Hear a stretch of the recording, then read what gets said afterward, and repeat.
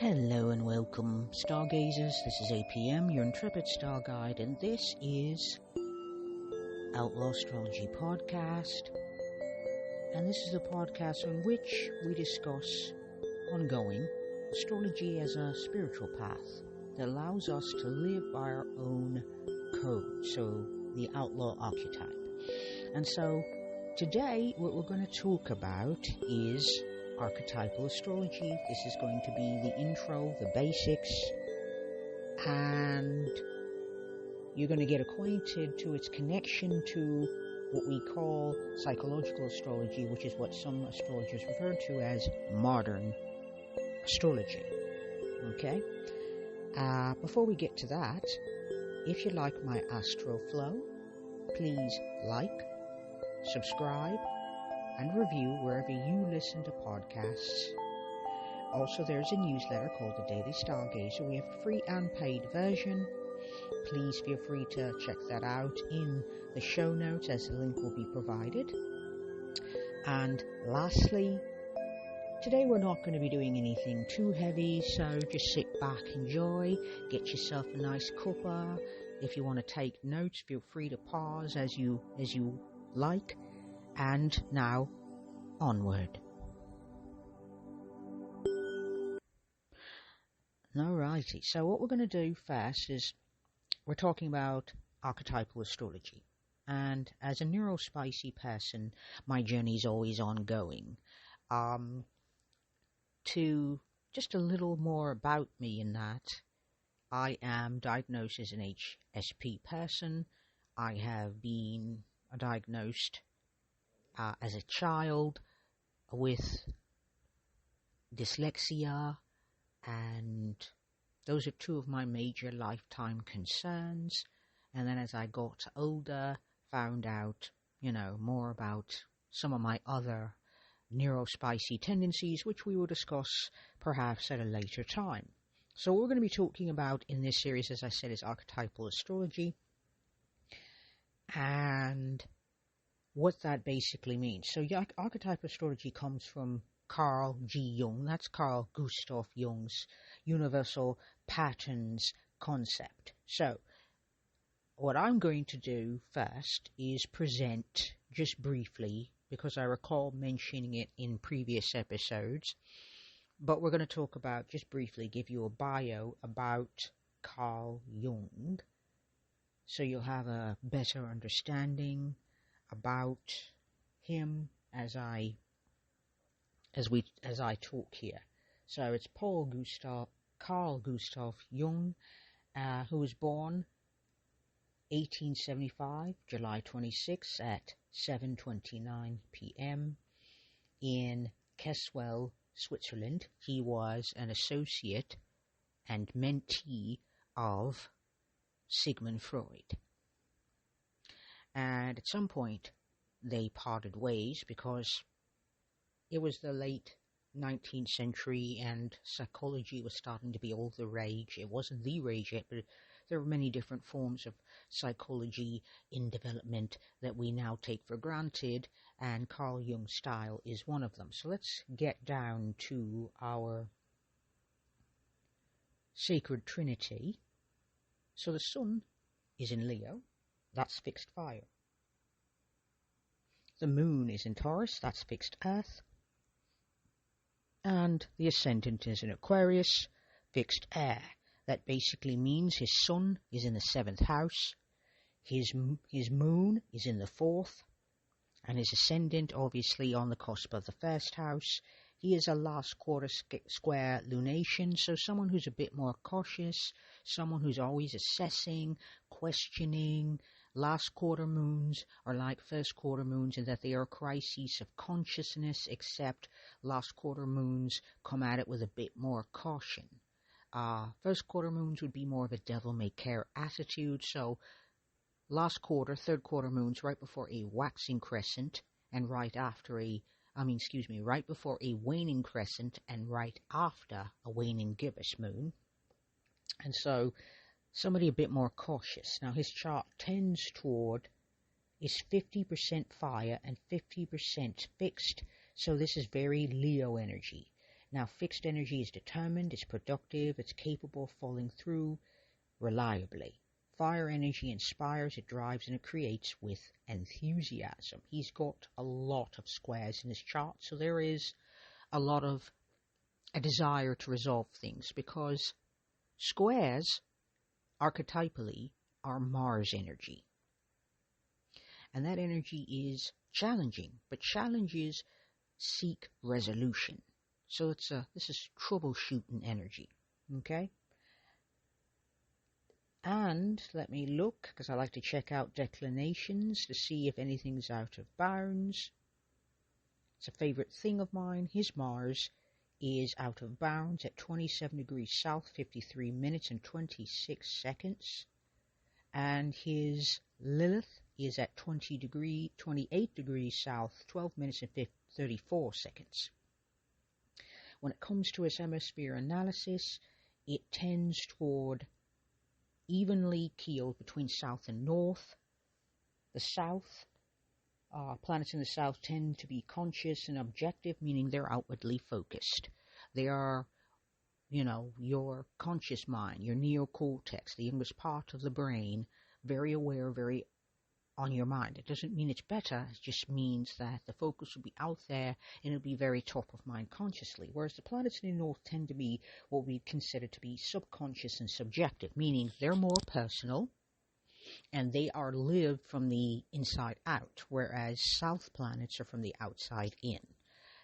He's got quite a bit of Western emphasis over Eastern. Eastern planets tend to be output streams. They're asserting their energy onto the others and onto their environments, where planets in the West are more of an input stream. They receive energy from the others and the environment, which makes sense. He is a pioneer in psychology. And lastly, quadrant hemisphere. The biggest hemisphere would be the third quadrant, which starts with ascendant, and that is communion and receptivity to others. He did study people. He did study people for a living. By the way, the word psychology is based off the Greek word, and that word means soul. So it's basically a study of the soul, as it were.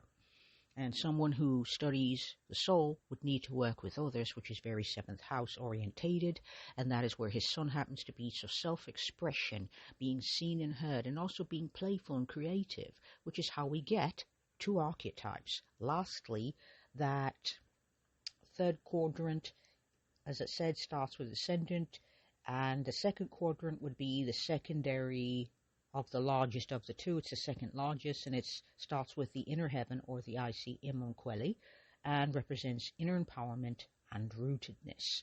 You'd kind of want that if you were a psychologist, a pioneering psychologist.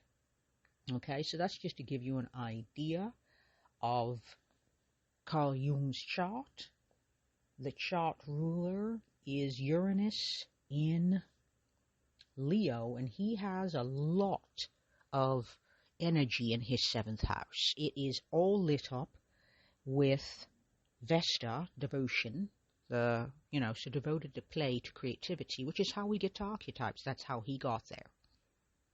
He brings that creative energy to his relationships, to his clients, to however he chooses to act, whereas Freud tended to be more about the past, how much the past has an effect. How much does nurture have an effect on people's natures? And does the nature out itself regardless of nurture? So he's the one that had the ideal, Freud, that how you felt about your mom or your father, or what happened in your childhood, had a great presence in your present life. Whereas Jung had tended to be of a different bent on that, a different mind on that. So, those are some of the archetypes. That's his information. Now, these are some of the archetypes that Jung tended to think about. These are the ones that he mentioned and worked with in most. So I'm going to give them in a list format quite quickly, and I will give you keywords, and then we will move on. So the first grouping is the wise old man.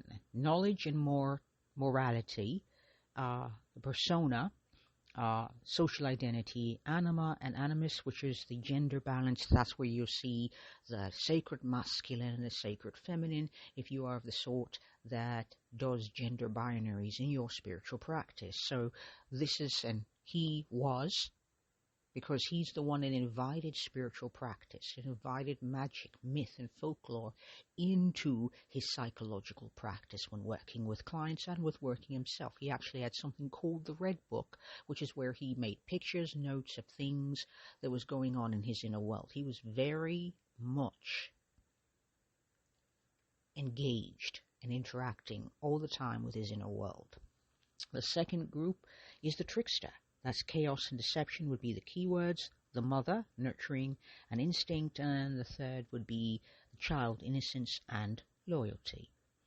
Then there's the shadow self, darker impulses. The self, cohesive identity.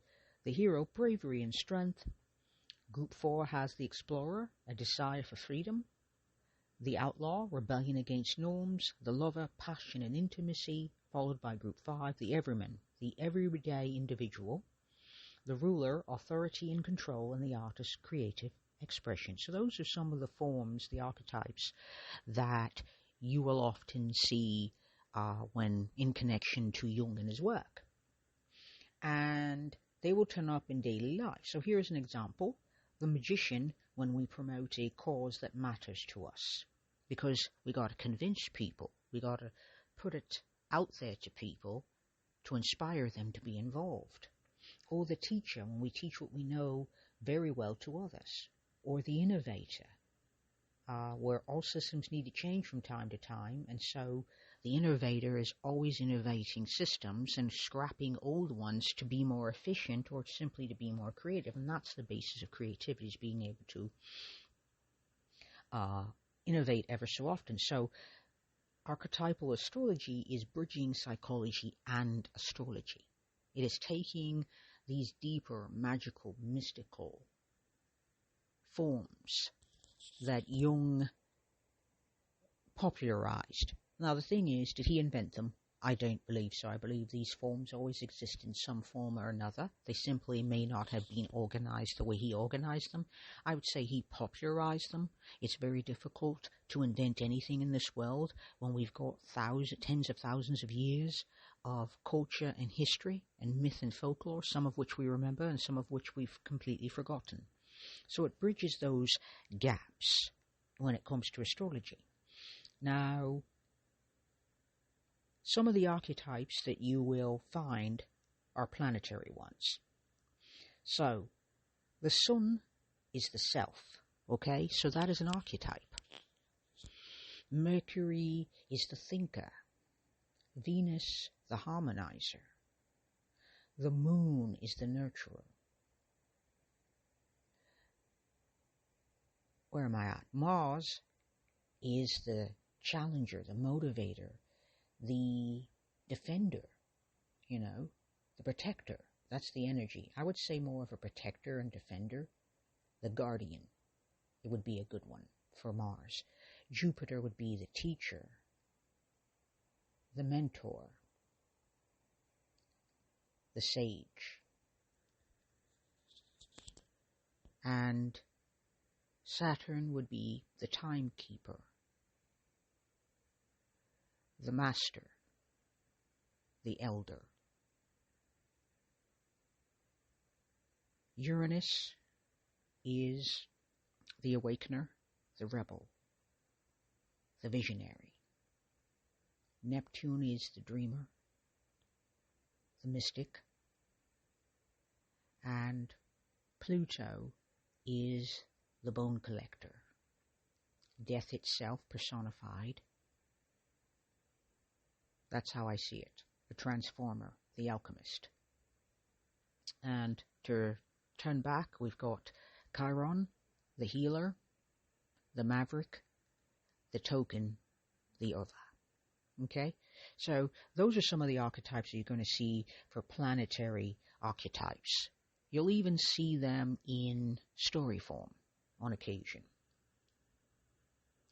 And so when we're talking about stories, we're talking about the trickster, for example, the crow, the fox, the raven, the coyote, you're often going to see stories about them, particularly in indigenous native cultures to the Americas. You're going to find that those archetypes very prominent. Those are the ones you will see typically in indigenous cultures in the Americas. However, it's not limited to that, because if you look in Africa, you'll find the trickster amongst their archetypes in their stories as well. Tricksters tend to be hard to define. They shapeshift. Their morals are fluid. They are kind of like the magician. They can be shady sometimes. But the death loa, for example, in voodoo or voodoo, and things that come from the rich African cultures in Nigeria and places of that nature, you'll find that the trickster serves a different purpose. It's usually to provide humor or to awaken people. In some cases, in voodoo, there's called the death. I'm not certain how to pronounce this. I think it's Loa, but I could be incorrect. But the death archetypes, the Mama Brigitte and people of that archetypes of that nature, that particular Orisha, that particular Loa, that particular energy or force. They're always poking fun at humans. They think humans take themselves too seriously, that humans are too self-important, and they should laugh at themselves once in a while. And so sometimes a trickster is there to provide humor, to get the human to go, ha ha, that was funny, to laugh at yourself and not take life or yourself too seriously. The other side is that tricksters can be a little on the shady side. Sometimes they're running a scam, they're running a game. You'll find this in Greek mythology. You'll also find it in African mythology.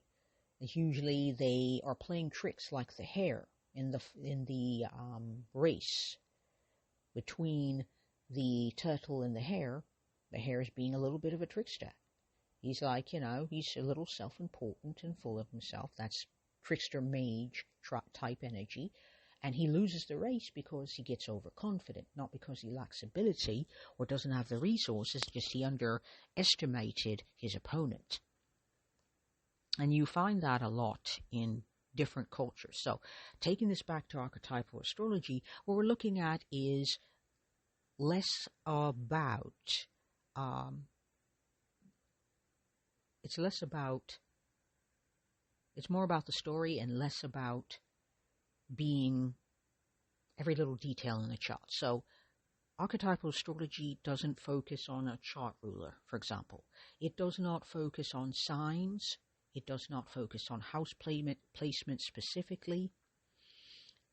Those are two of the major things I've noticed. It does lean toward psychological astrology, but it sees these energies as more archetypal. So whereas astrology, even modern psychological astrology, it tends to be like very specific. It's Mars in Virgo in a trine with Chiron in Taurus, and that energy, the whole package, is what's important. Or Mars in Virgo opposing Chiron in Pisces, or square Chiron in Gemini, or square Chiron in Sagittarius. Okay? These energies, you don't find them focused on to that level in archetypal astrology. Archetypal astrology would be less detailed brushwork, meaning a particular brush that you need really tiny, that you could do very detailed drawing and painting, whereas I would see archetypal astrology as more of a broad brushstroke. So the focus would be less on Mars in Virgo and Chiron in Taurus, and that's a trine. It would be more like, what is Mars and Chiron doing together? What archetype are we illuminating here? Now, in archetypal astrology, and I'm expanding upon it, it's mostly the focus of outer planets, in particular Saturn and Jupiter, going on out. It's not that they don't focus on inner planets. It's just that outer planets have a tendency to shape the expression of inner planets, which is why transits are important.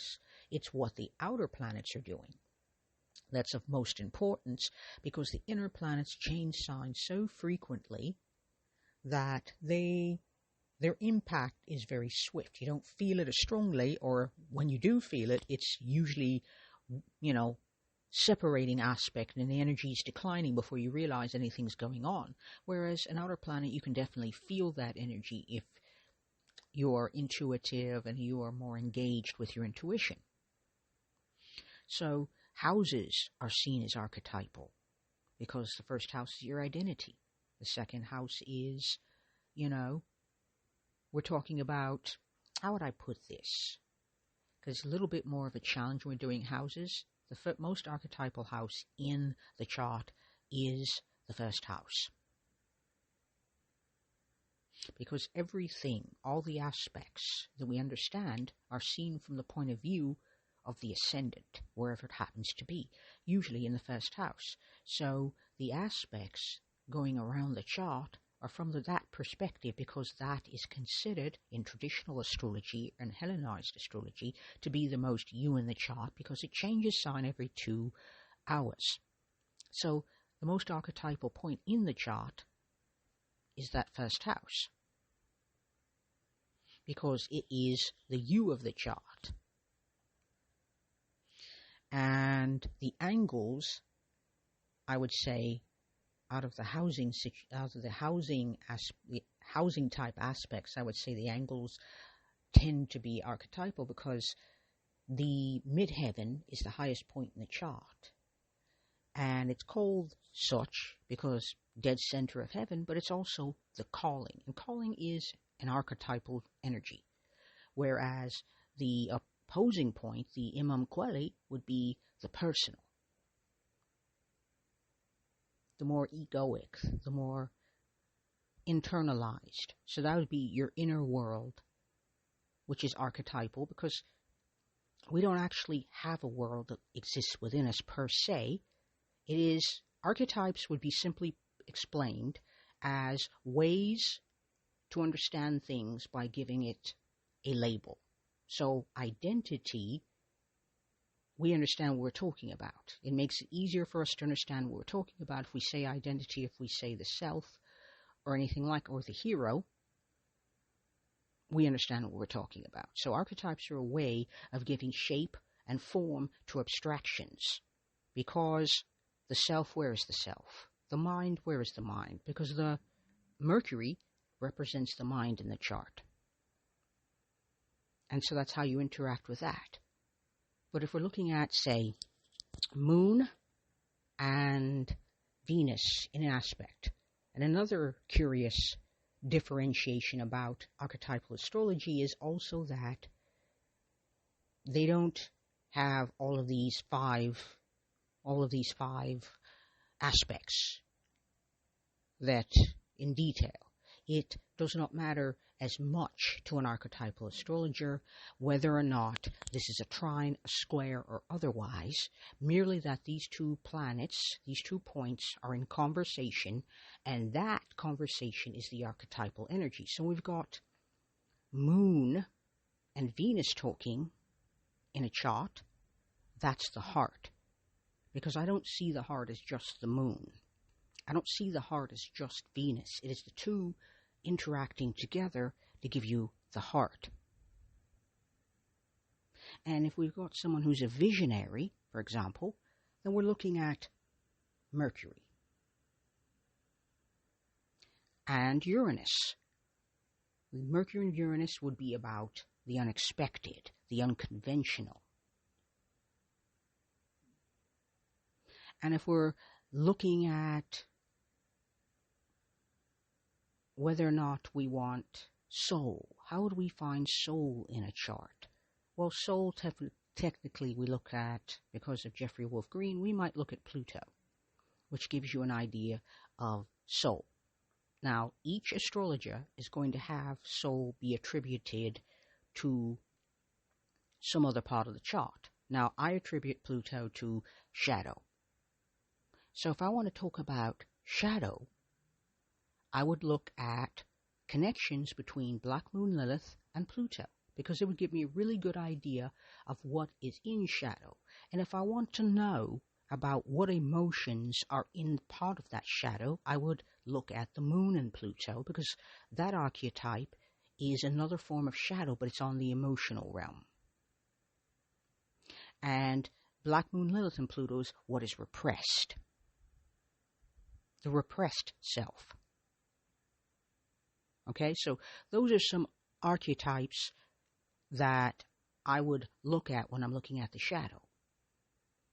And in fact, Pluto talking to any planet would give you an idea. So Pluto and Mercury, you're going to see your shadow mentally. What mental projections? Because these are blind spots. They're out of sight, per se. So if we're looking at Pluto, the shadow, we're looking at projections. We're looking at, well, technically, let me take a step back.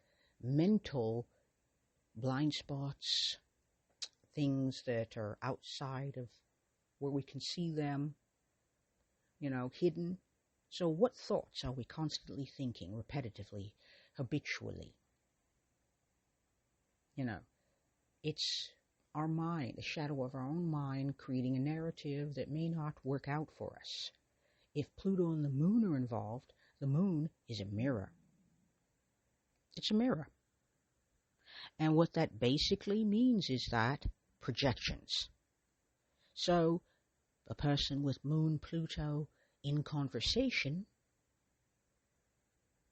is someone dealing with those projections not just emotionally, but they're also having to deal with their projecting onto others, but others also projecting onto them. More than likely, I see it as more that people are projecting onto this native. So this person, with this hypothetical person, with this Moon-Pluto connection, is dealing with other people projecting things onto them. And a projection basically is where someone doesn't see a trait or an archetype or a characteristic within themselves, and since they can't see it, they tend to project it onto others. And it could be positive, negative, it doesn't matter. It is still a projection. So when we all see someone we're like, oh, so-and-so is so confident, they're always, they're warm and engaging and confident, and that could be seen as projection, especially if there's a pattern of behavior behind this person in their past in which they've said something similar about other people previous to meeting this hypothetical person I've just mentioned. Okay? So archetypes can serve to give, as I said, shape and form to that which we understand the least. Now we have Mercury sextile Venus. And so Mercury, the thinker, Venus, the harmonizer, are talking together. What would that conversation look like? Well, that means that if a person, hypothetically, with this particular archetypal energy at work in their chart, a tendency to be more agreeable, a tendency to look to build bridges between themselves and other people ideologically, and also a tendency to see other people's points of view, and also maybe be a little bit more diplomatic in how they communicate, and a bit more accommodating when, maybe listening to others or listening to other people's points of view.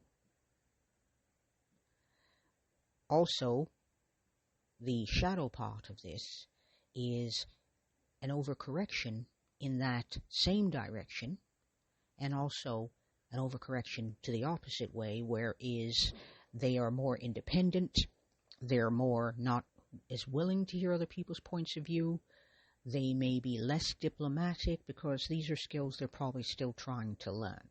Okay? So Mercury is thinking energy, and Venus is harmonizing energy. And so it's also a tendency to also rose-colored glasses sometimes. And I would also say that when we bring the dreamer, Neptunian type energy in. Because when we're bringing in dreamy, mystic energy, we got someone with Mercury and Neptune having a conversation, archetypally, the thinker and the dreamer. We got someone who is imaginative, sensitive, and might be just a little otherworldly. And so probably maybe a great storyteller, someone very idealistic, perhaps a poet, like that myth with Eurydice and Orpheus. Orpheus and Eurydice, he would be the poet. So Mercury in a sextile, or Mercury in any kind of connection, for example. Any connection, whether it's a square, whether it's a conjunction, etc. Mercury and Venus, that would be harmonizing energy. Mercury and Neptune tends to be dreamy energy, fantastical, imaginative, and an archetype in a story would be Orpheus and Eurydice. Orpheus was madly in love with his wife Eurydice. All his poems, all of his songs, he was considered the best artist of his day and of his time, were for the love of this woman. But then one day she dies, and he's heartbroken. He doesn't know how he can go on without her. And so he makes a deal with Hades in one telling of the story, and he's allowed to go and retrieve her, but he's told to continue to walk until they get into the daylight.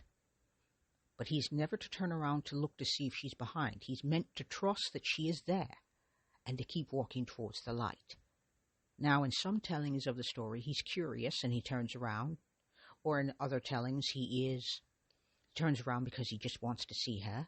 And the third, he didn't trust that she was there, so he turns around to make certain, and in doing so, she goes back to the nether realms, meaning where dead people go, and he goes on into the light alone. So depending on which retelling of the story we're looking at, there would be a very different moral, because most of these myths and folklore were about morals. Putting that aside, we're looking at Mercury, Neptune, that archetypal energy at play in this particular myth. Okay, so I think that will wrap it up for today. So next week, I'm going to be stepping into the inner planets as archetypes. This was only meant to wet the whistle here, to give us an idea of what I'm going to be talking about, and potentially, get a deeper understanding of ourselves, because the whole point of archetypal astrology is to use archetypes to better understand and comprehend ourselves, and in particular allow us to engage with our inner world